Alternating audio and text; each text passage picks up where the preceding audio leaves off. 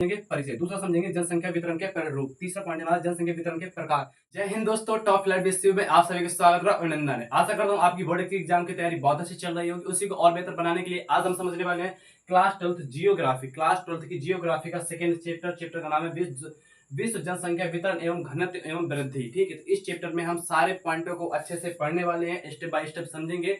देखो, इसको समझने से पहले मेरी एक बात को नोट कर लेना कि वीडियो को आप अंत तक देखना। यदि नहीं देखना तो मत देखो, अपना टाइम वेस्ट मत करो। जिस पता चला आप देखते हो 2-4 मिनट, जिससे आपका टाइम भी वेस्ट होगा। 2-4 मिनट भी बहुत ज्यादा होता है। यदि आप बोर्ड एग्जाम में बैठना 2.5 घंटे का समय मिलेगा, उसमें आप एक क्वेश्चन यदि आता होगा और समय नहीं होगा ना, तो आपके 4 से 5 मार्क्स छूट जाएंगे। इसलिए समय की कीमत बहुत ज्यादा होती है, ये बात ध्यान देना। तो हम चैप्टर में समझने वाले हैं, पूरा चैप्टर पढ़ेंगे। इस चैप्टर में हमने 10 से 12 पॉइंट पढ़ने वाले हैं। देखो देखो, सबसे पहले हम पढ़ेंगे परिचय। क्या?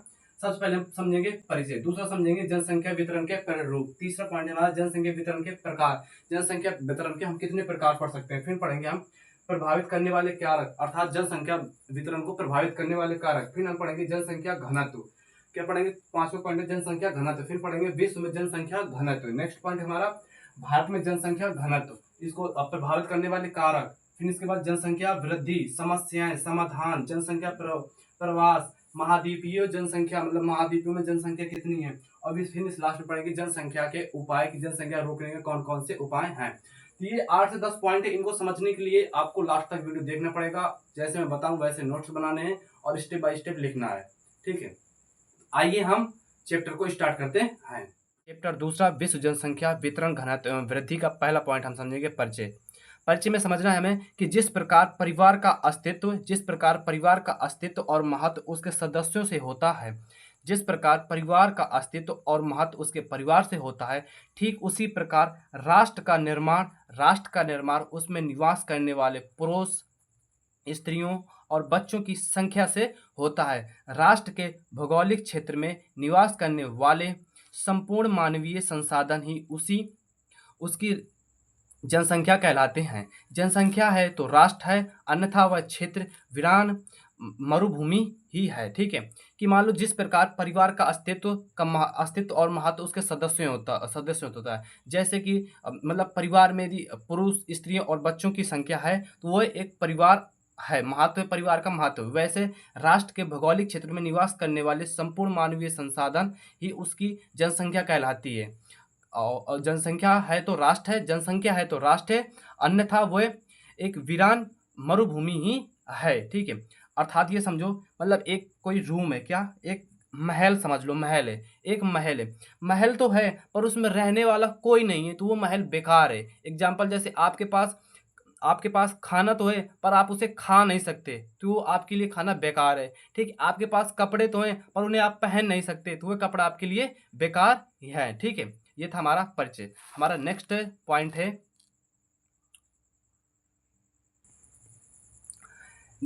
हमारा कि राल्फ वाल्डो इमर्सन के अनुसार जनसंख्या। ठीक है, कि राल्फ वाल्डो इमर्सन के अनुसार स्वर्ण से नहीं, अर्थात स्वर्ण से नहीं, वरना स्त्री और पुरुष एक राष्ट्र मजबूत और महान बनाता है। ठीक है, स्वर्ण से नहीं वरना स्त्रियों और पुरुषों से एक राष्ट्र मजबूत और महान बनता है। ये बात आपको याद रखना है कि किसने कहा था कि स्वर्ण से नहीं वरना स्त्री और पुरुष से एक राष्ट्र मजबूत और महान बनता है। ये कथन किसका है? राल्फ वाल्डो इमर्सन के अनुसार ये कथन है कि स्वर्ण से नहीं वरना स्त्रियों और पुरुष से एक राष्ट्र मजबूत और महान बनता है।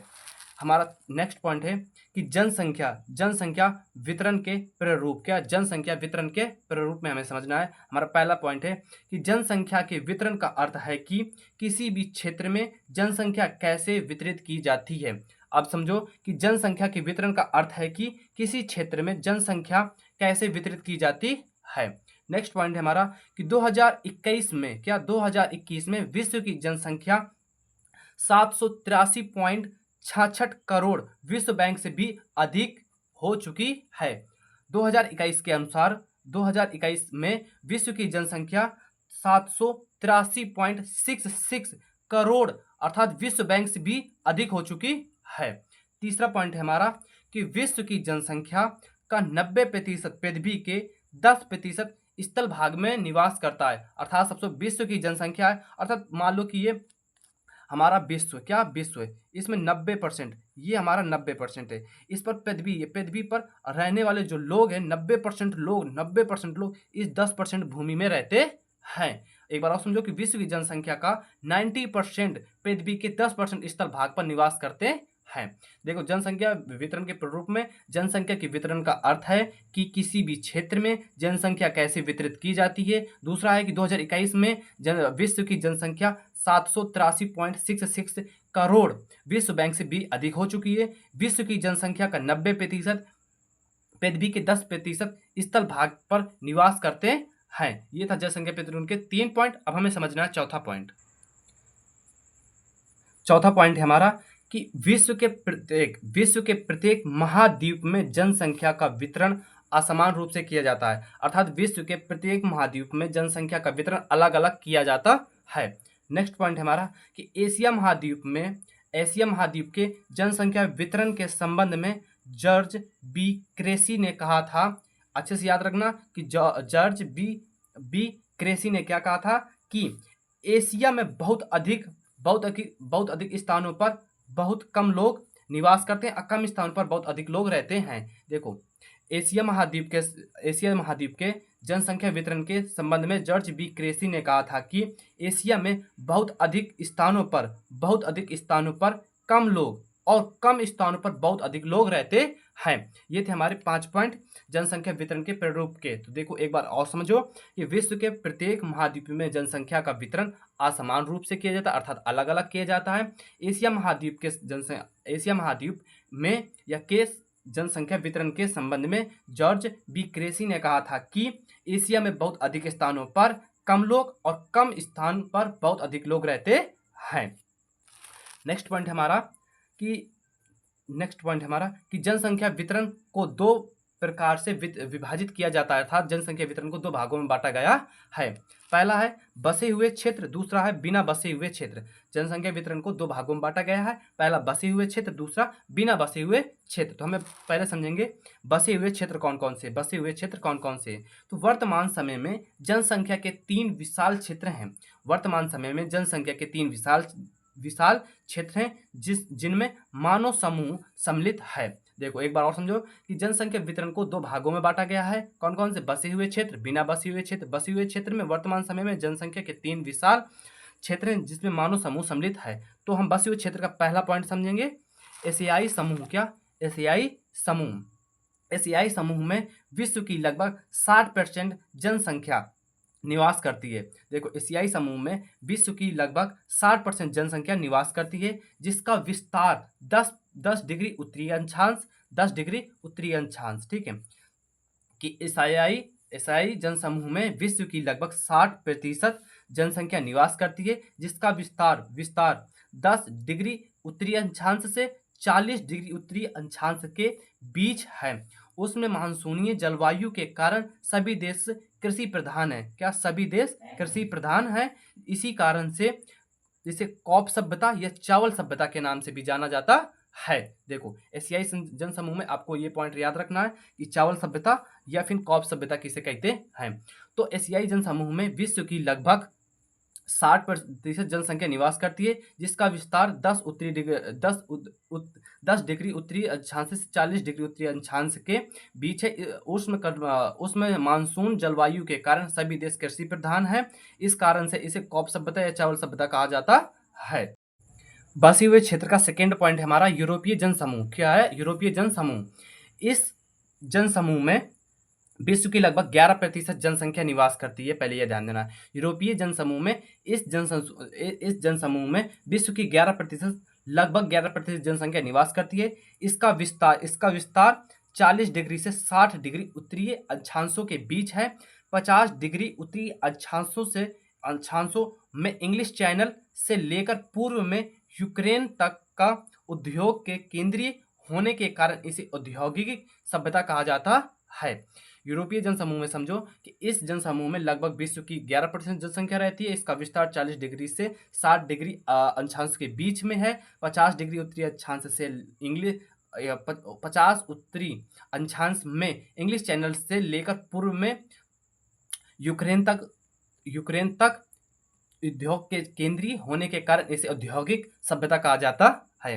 हमारा तीसरा पॉइंट है अमेरिकी जनसमूह। क्या अमेरिकी जनसमूह? अमेरिकी जनसमूह में आपको समझना है कि अमेरिकन जनसमूह में अमेरिका की 85% तथा कनाडा की 90% जनसंख्या निवास करती है। उत्तरी अमेरिका का उत्तरी पूर्व भाग औद्योगिक क्षेत्र के साथ साथ कृषि का मुख्य क्षेत्र भी इसे मुख्य क्षेत्र है। इसे पेटी में पड़ता है और इसी कारण इसे औद्योगिक एवं व्यापारिक पेटी कहा जाता है।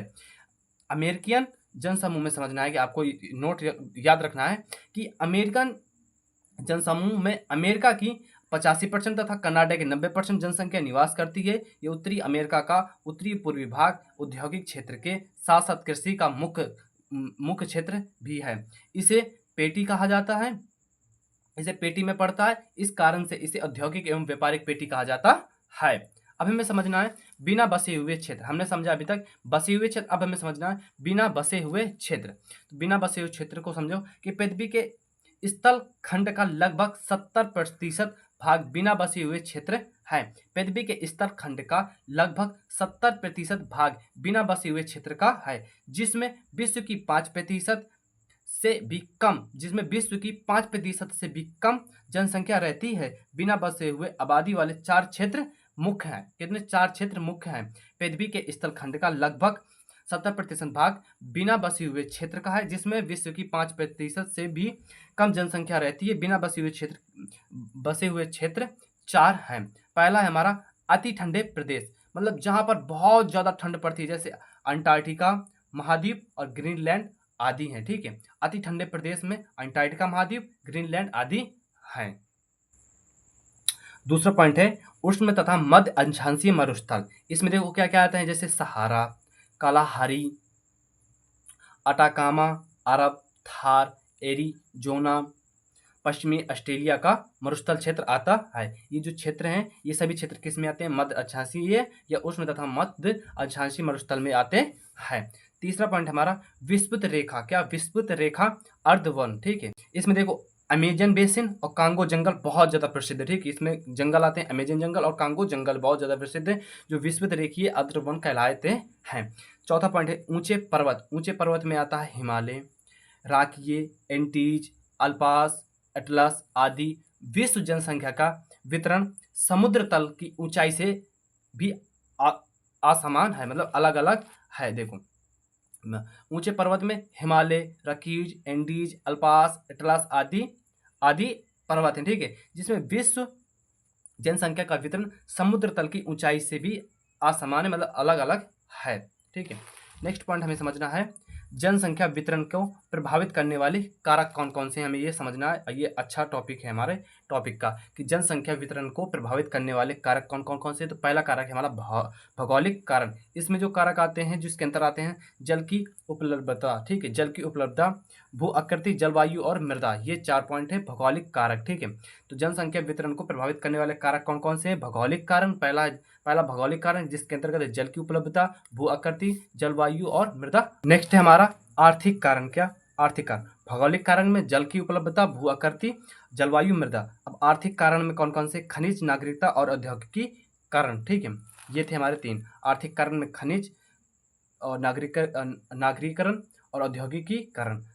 तीसरा पॉइंट हमारा सामाजिक एवं सांस्कृतिक कारण। सामाजिक एवं सांस्कृतिक कारण। पहला धार्मिक महत्व, अशांति, खराब सामाजिक वातावरण और राजनीतिक कारण। सामाजिक एवं सांस्कृतिक कारण के जो हैं वो हैं महत्व, धार्मिक महत्व, अशांति, खराब सामाजिक वातावरण और राजनीतिक कारण।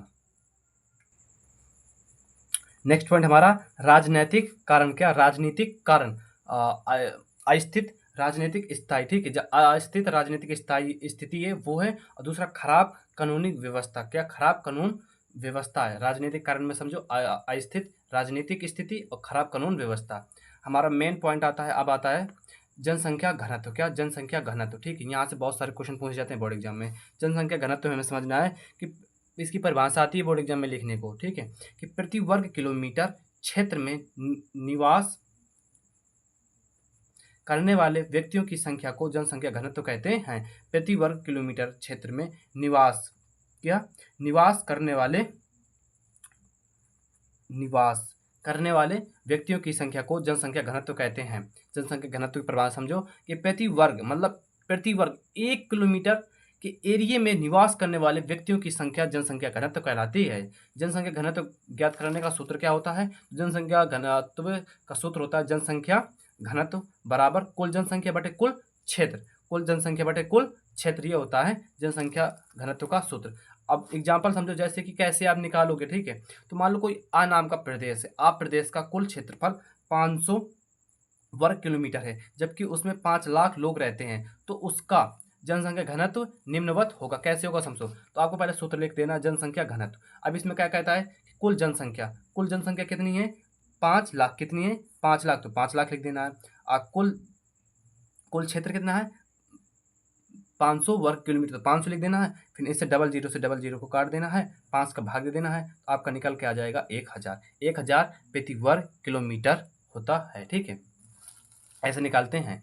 आशा करता हूँ कि आपको ये समझ में आ गया होगा। अब हमें नेक्स्ट पॉइंट हमारा विश्व में जनसंख्या घनत्व। विश्व में जनसंख्या घनत्व, तो इसको देखो कई पॉइंट तो समझते हैं। पहला पॉइंट कि अधिकतम घनत्व वाले क्षेत्र कौन कौन से हैं?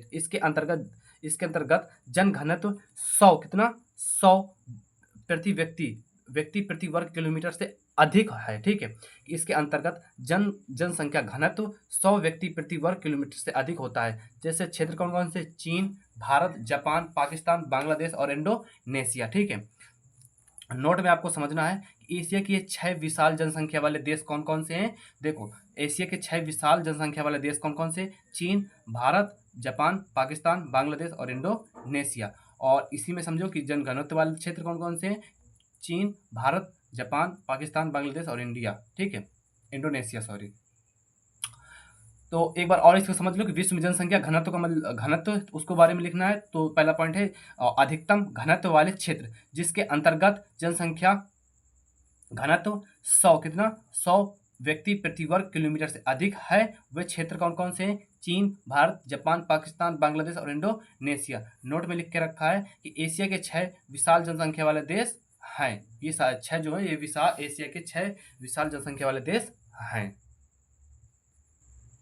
नेक्स्ट हमारा कि मध्यम या साधारण घनत्व वाले क्षेत्र। मध्यम या साधारण घनत्व वाले क्षेत्र, इसके अंतर्गत जन घनत्व 50 से 100 व्यक्ति प्रति वर्ग किलोमीटर के एरिया में पाया जाता है। मध्यम एवं साधारण घनत्व वाले क्षेत्र कौन कौन से? इसके अंतर्गत जन घनत्व 50 से 100 व्यक्ति प्रति वर्ग किलोमीटर के एरिया के अंदर पाया जाता है।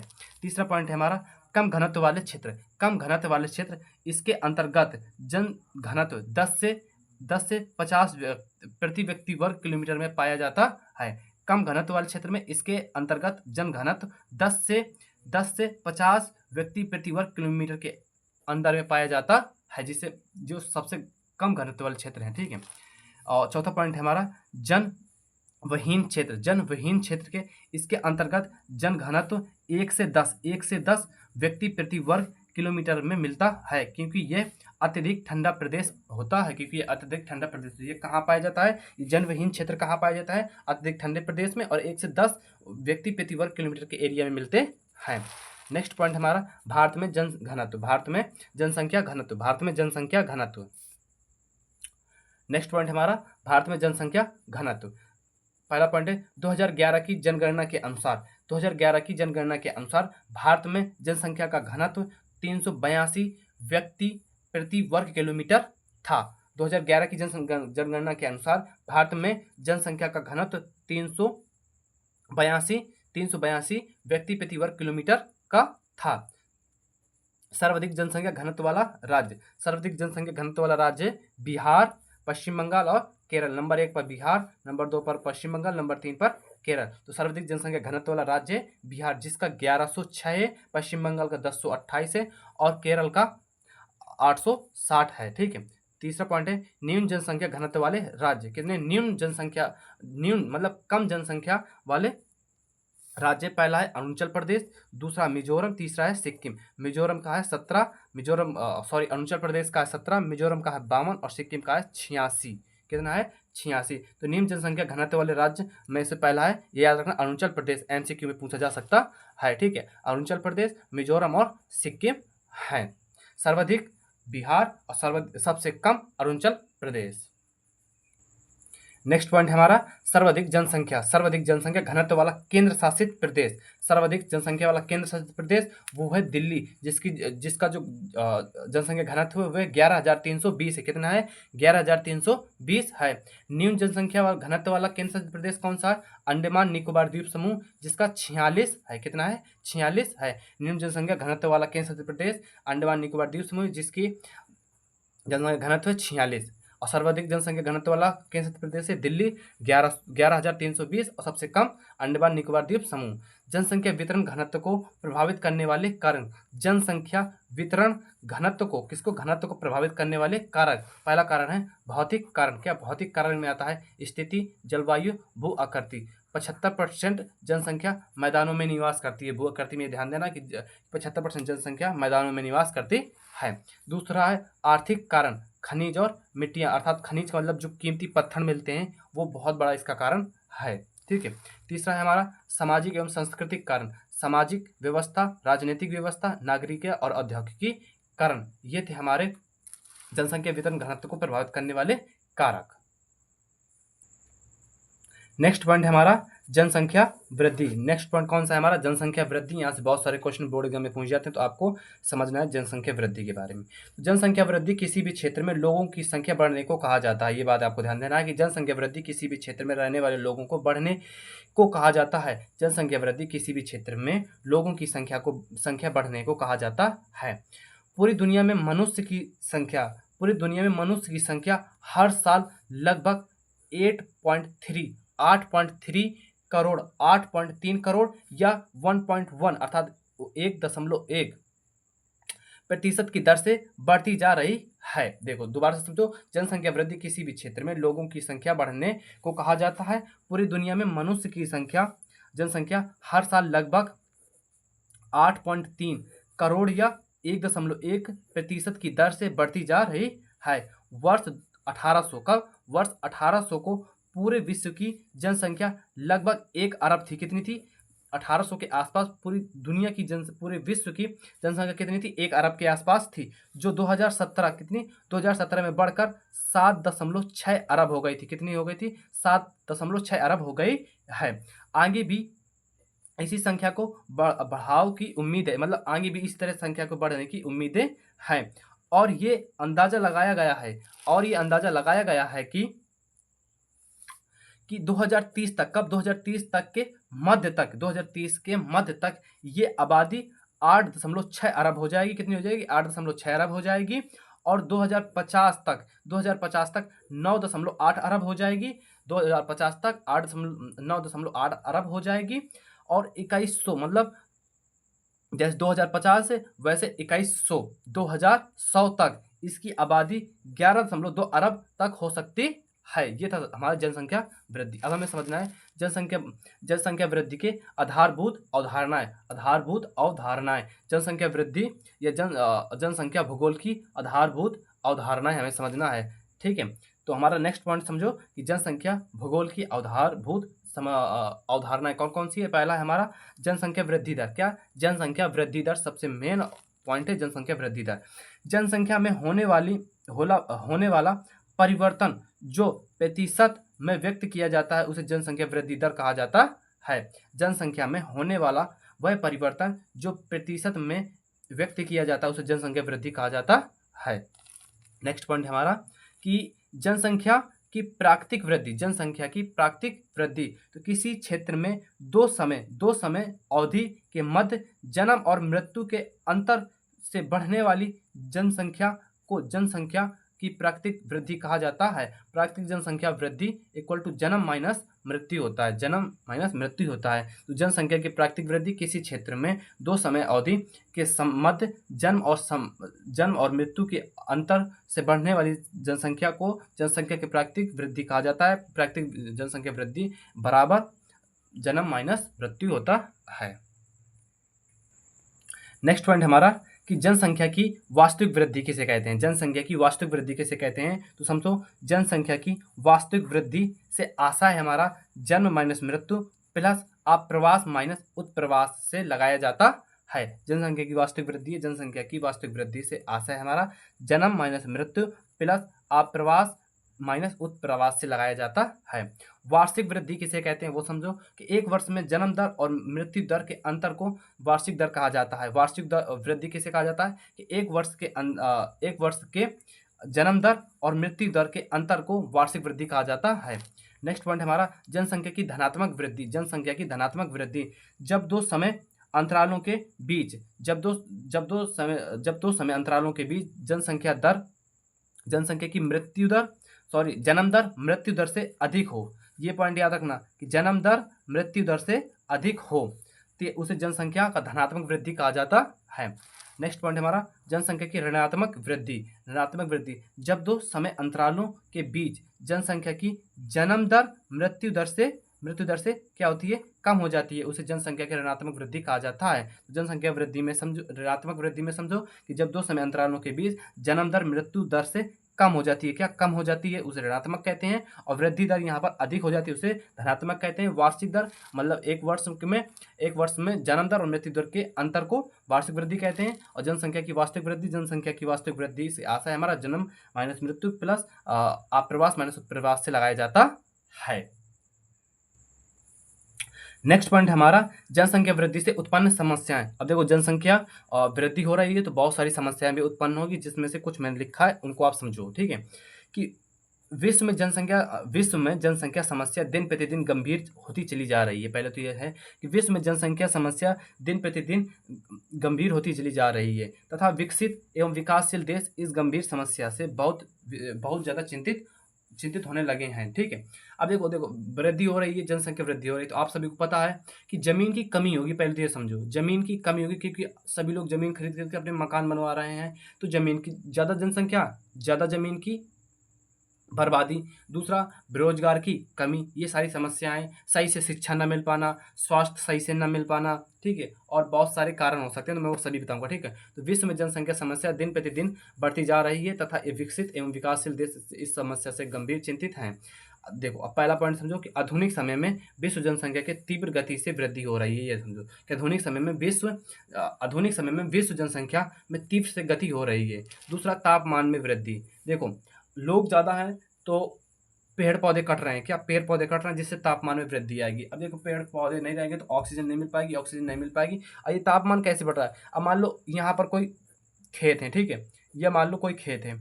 अब मान लो यहाँ पर पहले मान लो ये खेत है और ये कोई गांव है, ये गांव है कोई, ठीक है, और ये खेत है, ये समझो। अब गांव में मान लो 10 लोग रहते हैं और अब जनसंख्या वृद्धि हुई तो मान लो ये 20 लोग हो गए। अब ये खेत में भी तो ये जमीन घर बनाएंगे, यहाँ पर भी तो ये अपने मकान निवास बनाएंगे, तो यहाँ से क्या होगा, खेत हमारे बर्बाद होंगे, मिट्टी कम होगी, पेड़ पौधे कटेंगे। मान लो यहाँ जंगल था, खेत के स्तर पर जंगल कर लो, यहाँ पर खेत कटेंगे, जिससे हमारा तापमान वृद्धि होगा। पर्यावरणीय निम्नीकरण होगा, ठीक है, पर्यावरण का भी बहुत बड़ा नुकसान होता है, जिससे देखो अत्यधिक गर्मी पड़ना, अत्यधिक बारिश होना, सही मौसम पर सही चीज़ें ना होना, ठीक है। और चौथा पॉइंट है एड्स महामारी का प्रभाव। देखो इस जनसंख्या वृद्धि में सबसे बड़ा महत्व है एड्स महामारी। देखो इससे जो संक्रमित लोग हैं वो 5 करोड़ है। कितने संक्रमित लोग? 5 करोड़, जो वर्तमान में 5 करोड़, ऐसे लगभग 10 लाख लोग प्रतिवर्ष इससे मरते हैं, ये बात ध्यान देना, ठीक है। तीसरा है सीमित संसाधन होंगे। सीमित संसाधन है, मान लो जनसंख्या ज़्यादा है तो हमारे पास सीमित संसाधन बचेंगे। नेक्स्ट कौन है संकेंद्रीय वितरण, ठीक है, क्या संकेंद्रीय वितरण। नेक्स्ट है बिना बसे भाग का भविष्य क्या होगा, बिना बसे हुए लोगों का भविष्य क्या होगा यदि जनसंख्या बहुत अधिक है, ठीक है। नेक्स्ट है प्राकृतिक एवं मानवीय तत्व। तीसरा है जनसंख्या भार बहुत अधिक होगा और पृथ्वी को हम बचा नहीं सकते। यही एक सबसे बड़ा कारण है कि जितनी जनसंख्या उतना पॉल्यूशन। देखते हो कितनी गंदगी हो जाती है, देखते हो जहाँ लोग घूमने जाते हैं वहीं पर पॉलीथीन बोतल वहीं पर फेंक कर चले आते हैं, तो ये बहुत बड़ा कारण है, ठीक है। तीसरा राजनीतिक प्रतिबंध, क्या राजनीतिक प्रतिबंध। और बेरोजगारी तो अब मत पूछो कि बेरोजगारी कितनी है, बहुत ज़्यादा बेरोजगारी है।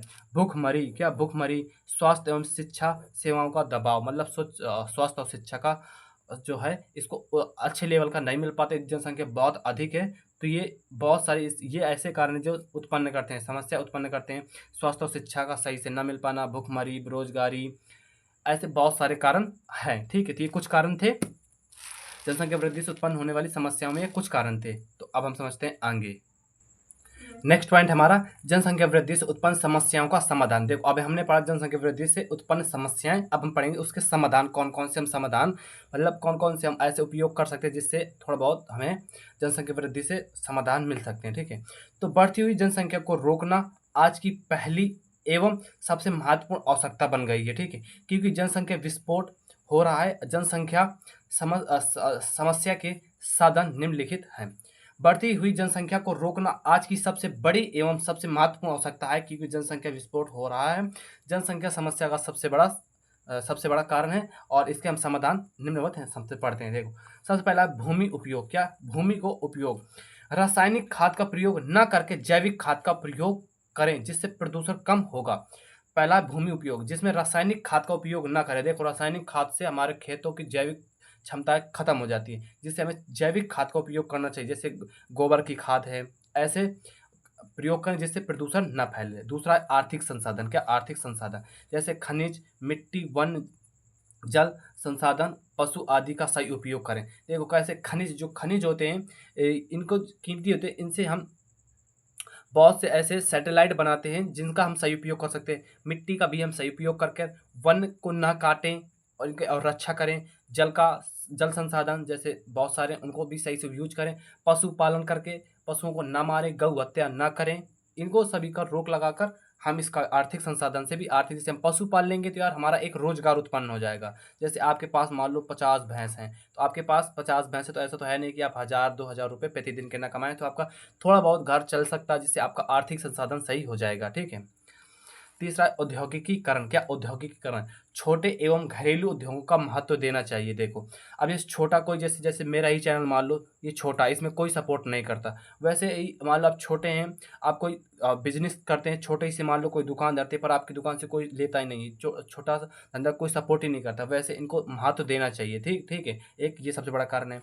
पांचवा अंतर्देशीय व्यापार और अंतर्राष्ट्रीय व्यापार को में वृद्धि करना चाहिए। अंतर्देशीय मतलब देश के अंदर व्यापार, और अंतर्राष्ट्रीय मतलब विदेशों में तक व्यापार की वृद्धि करना चाहिए, ठीक है। छठवां कारण है कि देरी से विवाह। देखो जनसंख्या का समाधान एक ये है कि देरी से विवाह कर देना चाहिए। मतलब जैसे अब 18 साल है, 18 साल की स्थान पर 21 साल की उम्र कर देनी चाहिए लड़कियों की, ठीक है। और जैसे कि लड़कों की 21 साल है, तो लड़कों की उम्र कर देना चाहिए 24 साल। तो देर से वृद्धि होगी तो थोड़ा जनसंख्या में थोड़ा कंट्रोल होगा, ठीक है, कुछ समय के लिए। सातवां, शिक्षा का प्रचार एवं प्रसार करना चाहिए। शिक्षा का प्रचार और प्रसार, शिक्षा लोगों तक पहुंचना चाहिए, जागरूक करना चाहिए। नेक्स्ट हमारा परिवार नियोजन। क्या? परिवार नियोजन। वर्तमान में सच में विश्व में जनसंख्या जिस गति से बढ़ रही है, यदि समय रहते उस पर नियंत्रण न लगाया गया है तो ये विश्व मानवता पर विपदा की सुनामी बनकर टूट पड़ेगा। ये बात ध्यान देना आप, ठीक है, कि वर्तमान में सच में विश्व की जनसंख्या इतनी ज़्यादा बढ़ रही है कि यदि इस पर सही समय पर नियंत्रण न किया गया तो ये मानव जाति पर एक विपदा की सुनामी बनकर टूट पड़ेगी। सुनामी मतलब एक चक्रवात होता है, ठीक है, मतलब बहुत तेज आंधी विकराल रूप धरकर आए और घरों को सत्यानाश करते, वैसे मानवता अर्थात मानव जाति का ये विनाश कर सकती है। ये थे हमारे जनसंख्या वृद्धि के समस्याओं का समाधान। इसमें और बहुत से उपयोग कर सकते हैं, जैसे कि पोस्टर लगाकर लोगों को जागरूक करना, शिक्षा में इसका महत्व देना, जिससे लोगों को बताना कि मतलब कि जागरूक करना, घरों में ज़्यादा बच्चे ना होना, बच्चे मतलब 1-2 बच्चे होना, ज़्यादा से ज़्यादा 2 बच्चे होना, जिससे सरकार पर ऐसे कानून लाने चाहिए, ठीक है। अब हम पढ़ेंगे नेक्स्ट पॉइंट हमारा जनसंख्या परिवर्तन के घटक कौन कौन से हैं। घटक, ये भी बहुत अच्छा क्वेश्चन बन जाता है कि जनसंख्या परिवर्तन के घटक कौन कौन से हैं। तो समझो, जनसंख्या में परिवर्तन आना स्वाभाविक है, ठीक है। मतलब जनसंख्या 100% ऐसा है कि बढ़ेगी ही, ठीक है। जनसंख्या परिवर्तन में जिन 3 घटकों का योगदान रहता है वे निम्नलिखित हैं। पहला, जन्म दर। क्या? जन्म दर। 1 वर्ष की अवधि में प्रति 1000 स्त्रियों द्वारा जन्म दिए गए जीवित बच्चों की संख्या को जन्म दर कहा जाता है। ये पहले समझो कि जन्म दर क्या है, कि 1 वर्ष मतलब 1 साल, मतलब 1 साल में 1000 महिलाओं द्वारा, कितना 1000 महिलाओं द्वारा बच्चे को दिया गया जन्म, जिसमें मृत बच्चे ने केवल जीवित बच्चे हों, उसे जनसंख्या जन्म दर कहा जाता है। जन्म दर कैसे ज्ञात करते हैं, देखो समझो। जन्म दर किसी वर्ष विशेष में जीवित जन्म दर, जीवित जन्म, और किसी क्षेत्र में विशेष में वर्ष के मध्य में जन्म दर गुणे 1000, कितना गुणे 1000, ठीक है। ये होता है इसका सूत्र। नेक्स्ट है मृत्यु दर। क्या मृत्यु दर? एक वर्ष की अवधि में 1000 लोगों के पीछे मरने वालों की संख्या, कुल संख्या मृत्यु दर कहलाती है। एक वर्ष की अवधि में, एक साल में 1000 लोगों के पीछे मरने वाले लोगों की संख्या को मृत्यु दर कहा जाता है। तो मृत्यु दर किसी वर्ष विशेष में मृतकों की संख्या बटे उस समय के मध्य में अनुमतित जनसंख्या गुणे 1000, ठीक है। ये होता है मृत्यु दर। तीसरा है हमारा प्रवास। क्या? प्रवास। लोगों का अपने उद्गम स्थान से अन्य दूसरे स्थान जाकर बस जाना जनसंख्या का प्रवास कहलाता है। अर्थात आप समझो कि देखो, जैसे आपका जन्म हुआ है भारत में, कहाँ? भारत में। आप जाकर रहने लगे विदेश में, कहाँ? विदेश में। और आपके बच्चे भी कहाँ हो? विदेश में हो। तो इसे क्या कहेंगे? प्रवास। क्या कहेंगे? इसे कहेंगे प्रवास कहेंगे। क्या कहेंगे? इसी को प्रवास कहते हैं, कि आपका जन्म हुआ हो और कहीं और आप रहने लगे और कहीं, इसी को कहते हैं प्रवास। लोगों का अपने उद्गम स्थान से, उद्गम मतलब जन्म स्थान से अन्य दूसरे स्थान पर जाकर बस जाना जनसंख्या का प्रवास कहलाता है। आप समझो जनसंख्या प्रवास। अभी खाली हमने प्रवास समझा, और वैसे ही उसी का थोड़ा थोड़ा बढ़ा चढ़ा कर लिख देना, उसी को जनसंख्या प्रवास कहलाता है। प्रवास कहलाता है। देखो कि प्रवास एक प्रकार की भौगोलिक गतिशीलता या स्थानीय गतिशीलता है, ठीक है। मतलब भौगोलिक गतिशीलता या स्थानीय गतिशीलता है, जो एक भौगोलिक इकाई से दूसरे भौगोलिक इकाई में होता है। समानता एक स्थान से दूसरे स्थान में जाकर बस जाना जनसंख्या प्रवास कहलाता है। आशा करता हूँ आपको जनसंख्या प्रवास समझ में आ गया होगा। बहुत छोटा सा टॉपिक था, ठीक है। अब हम समझेंगे नेक्स्ट टॉपिक, ठीक है, कि विभिन्न महाद्वीपों में जनसंख्या वृद्धि की तुलना। अर्थात विभिन्न महाद्वीपों मतलब अलग अलग द्वीपों में जनसंख्या तुलना करना है कि कैसे में कितनी जनसंख्या है। तो समझो पहला 1650 से 1750, अर्थात 100 वर्ष। कितने वर्ष? 100 वर्ष। 1650 से 1750 की अवधि में यूरोप एवं एशिया में जन वृद्धि साधारण थी, मतलब नॉर्मल थी, साधारण थी, और अफ्रीका में घट रही थी। अफ्रीका महाद्वीप में घट रही थी। यूरोप एवं एशिया में जनसंख्या साधारण थी, सामान्य थी, और अफ्रीका में घट रही थी। और उत्तरी एवं दक्षिणी अमेरिका में जनसंख्या बहुत कम थी। पहला पॉइंट ये है, ठीक है। दूसरा पॉइंट समझो कि 1750 से 1900 तक, कब? 1750 से 1900 ईस्वी तक की अवधि में सभी महाद्वीपों में जनसंख्या में वृद्धि हुई थी। मतलब जिनमें घट रही थी, जिनमें कम थी, जिनमें वृद्धि हो रही थी, वो सभी में, हर एक महाद्वीप में वृद्धि हुई। लेकिन सबसे अधिक जन वृद्धि एशिया, यूरोप एवं उत्तरी अमेरिका में हुई। एशिया, यूरोप एवं उत्तरी अमेरिका में सर्वाधिक वृद्धि हुई थी 1750 से 1900 ईस्वी के मध्य में हुई थी। तो देखो, सब महाद्वीपों में जनसंख्या वृद्धि थी, तो सबसे अधिक एशिया, यूरोप एवं उत्तरी अमेरिका में हुई थी। नेक्स्ट पॉइंट है, उसे समझो कि 1900 ईस्वी के बाद 20वीं शताब्दी में 1900 ईस्वी के बाद 20वीं शताब्दी में जनसंख्या वृद्धि दर बहुत तीव्र गति से बढ़ी है। सबसे अधिक जनसंख्या वृद्धि उत्तरी अमेरिका एवं एशिया में हुई है। पिछले 100 वर्षों में एशिया की जनसंख्या वृद्धि 2 गुनी से अधिक हो गई है, और उत्तरी अमेरिका की जनसंख्या वृद्धि 4 गुना हो गई है। यूरोप में घटने लगी है, बाकी स्थानों पर बढ़ने लगी है। 1900 ईस्वी के बाद 20वीं सदी में जनसंख्या वृद्धि दर बहुत तीव्र गति से बढ़ी है। सबसे अधिक जनसंख्या वृद्धि उत्तरी अमेरिका एवं एशिया में बढ़ी हुई है। पिछले 100 वर्षों में एशिया की जनसंख्या वृद्धि 2 गुनी, कितनी? 2 गुनी से अधिक हो गई है, और उत्तरी अमेरिका की जनसंख्या वृद्धि 4 गुनी हो गई है, और यूरोप में घटने लगी है। यह था हमारा विभिन्न महाद्वीपों में जनसंख्या वृद्धि की तुलना। नेक्स्ट और हमारा अंतिम पॉइंट है जनसंख्या नियंत्रण के उपयोग। हमें उपाय कौन कौन से कर सकते हैं जनसंख्या नियंत्रण के, हम कौन कौन से उपाय कर सकते हैं, हमें वो समझना है कि जनसंख्या नियंत्रण के उपाय। कहावत है, पहली बात तो यह ध्यान देना कि कहावत क्या है। ये बहुत अच्छी कहावत है, मुझे बहुत अच्छी लगी, आपको भी अच्छी लगनी चाहिए, पढ़ना चाहिए, अब अच्छे से समझना, ठीक है। कि जनसंख्या का विस्फोट अणु बम के देखो हमारा नेक्स्ट और अंतिम पॉइंट है जनसंख्या नियंत्रण का उपाय। क्या जनसंख्या नियंत्रण का उपाय? कहावत है कि जनसंख्या का विस्फोट अणु बम के विस्फोट से भी घातक होता है, क्योंकि अणु बम के विस्फोट का प्रभाव क्षेत्रीय होता है और जबकि जनसंख्या का विस्फोट पूरे देश या विश्व में प्रभावित करता है।